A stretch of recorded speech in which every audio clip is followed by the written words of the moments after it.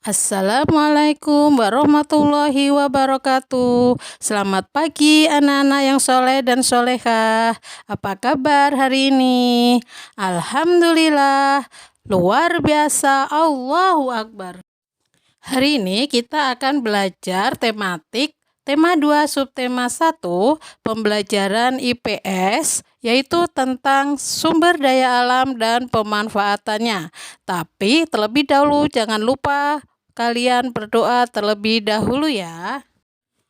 Tujuan pembelajaran hari ini yaitu setelah mengamati video pembelajaran, siswa dapat mengidentifikasi karakteristik ruang dan pemanfaatan sumber daya alam untuk kesejahteraan masyarakat dari tingkat kota atau kabupaten sampai tingkat provinsi.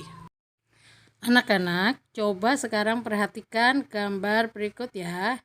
Wah, ada gambar pegunungan, ada gambar lautan juga. Indah banget ya pemandangannya. Itu semua ada di Indonesia loh. Indonesia itu terkenal dengan kekayaan sumber daya alamnya. Apakah kalian tahu anak-anak apa saja itu?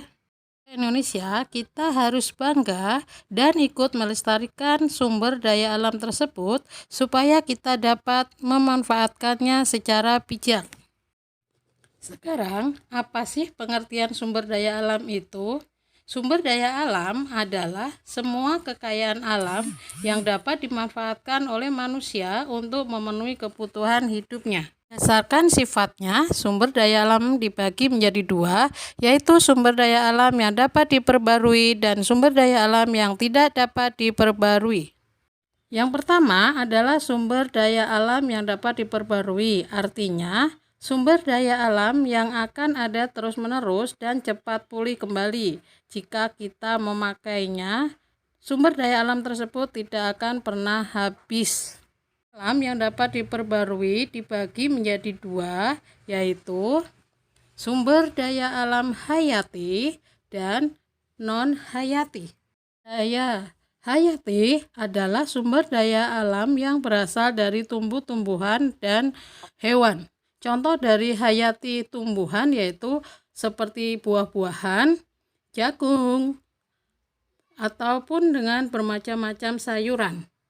Sedangkan contoh sumber daya alam hayati dari hewan atau hewani ada ikan, ada ayam, ada sapi, dan sebagainya. Daya alam non-hayati adalah sumber daya alam yang berasal dari benda-benda mati. Contohnya seperti air, ada batu-batuan, sinar matahari, dan sebagainya. Materi yang kedua yaitu sumber daya alam yang tidak dapat diperbarui. Artinya adalah sumber daya alam yang akan habis dan proses pembentukannya memerlukan waktu yang lama. Sumber energi yang tidak dapat diperbarui dibagi menjadi 3 jenis, yaitu energi, mineral logam, dan mineral non-logam. Contoh dari energi yaitu minyak bumi, gas alam, dan batu bara. Contoh dari mineral logam yaitu seperti biji besi, nikel, emas, tembaga, dan sebagainya. Sementara itu contoh dari mineral non-logam yaitu seperti pasir, batu-batuan, atau batu kapur. Sekarang, apa saja manfaat sumber daya alam yang ada di daratan maupun di lautan? Seperti yang kalian ketahui bahwa negara kita kaya akan sumber daya alamnya. Bahkan 2/3 dari wilayah Indonesia adalah perairan, maka disebut juga sebagai negara maritim. Lalu, apa saja manfaat yang bisa kita ambil dari sumber daya alam yang berasal dari lautan? Perikanan. Perikanan di Indonesia memiliki potensi sumber daya alam yang sangat besar. Jenis ikan yang dikonsumsi di Indonesia sangat banyak sekali. Di antaranya yaitu ikan cakalang, ikan layur, udang, cumi-cumi, kepiting, dan sebagainya. Hasil perikanan Indonesia selain berasal dari laut, para nelayan kita juga melakukan pembudidayaan perikanan. Dari pembudidayaan perikanan tersebut bisa diekspor ke luar negeri. Yang kedua adalah garam. Garam adalah sumber daya alam yang biasa digunakan oleh masyarakat Indonesia sebagai bumbu masakan. Garam ini dibuat dari hasil penguapan air laut.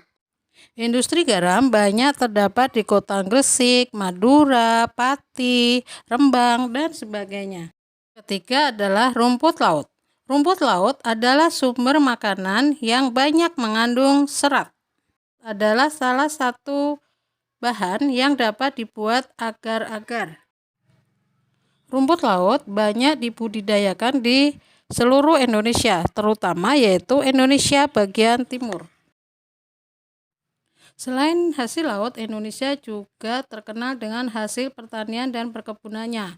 Contohnya yaitu perkebunan jagung dan padi. Padi dan jagung adalah salah satu bahan pokok makanan Indonesia.